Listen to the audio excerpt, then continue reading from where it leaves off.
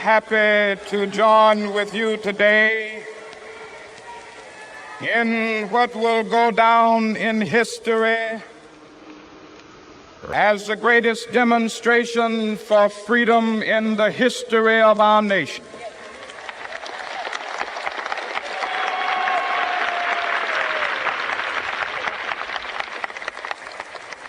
Five score years ago,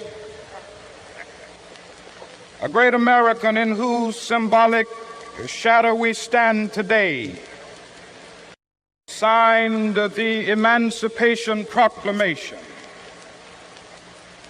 This momentous decree came as a great beacon light of hope to millions of Negro slaves who had been seared in the flames of withering injustice. It came as a joyous daybreak to end the long night of their captivity. But 100 years later, the Negro still is not free. 100 years later, the life of the Negro is still sadly crippled by the manacles of segregation and the chains of discrimination. 100 years later, the Negro lives on a lonely island of poverty in the midst of a vast ocean of material prosperity. This nation will rise up and live out the true meaning of its creed. We hold these truths to be self-evident, that all men are created equal.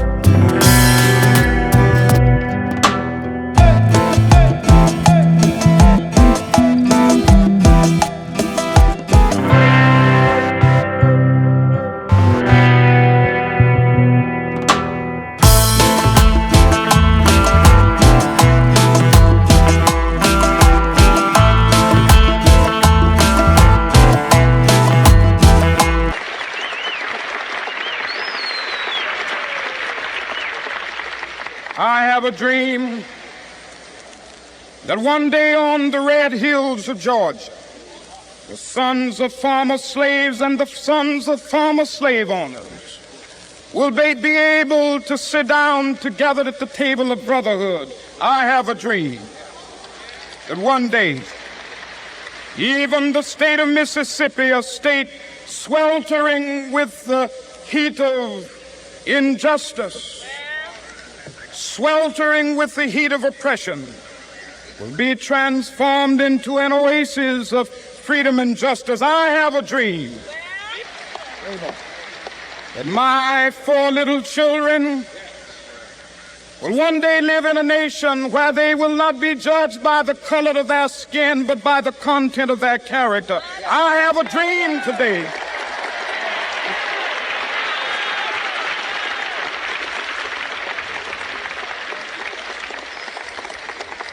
I have a dream that one day, down in Alabama, with its vicious racists, with its governor having his lips dripping with the words of interposition and nullification, one day right there in Alabama, little black boys and black girls will be able to join hands with little white boys and white girls as sisters and brothers. I have a dream today.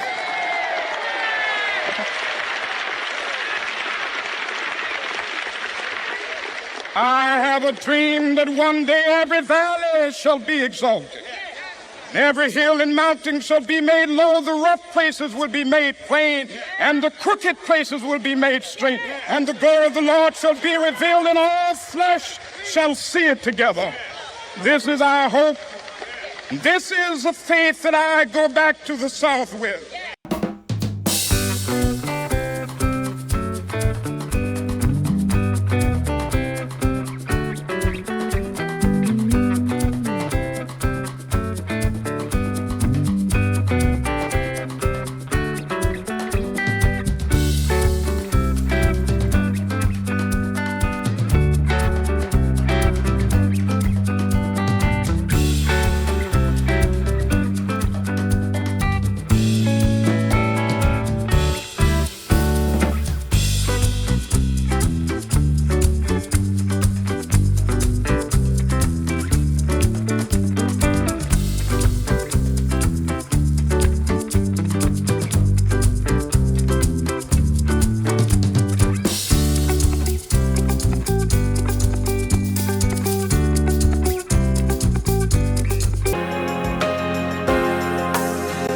With this faith, we will be able to hew out of the mountain of despair a stone of hope.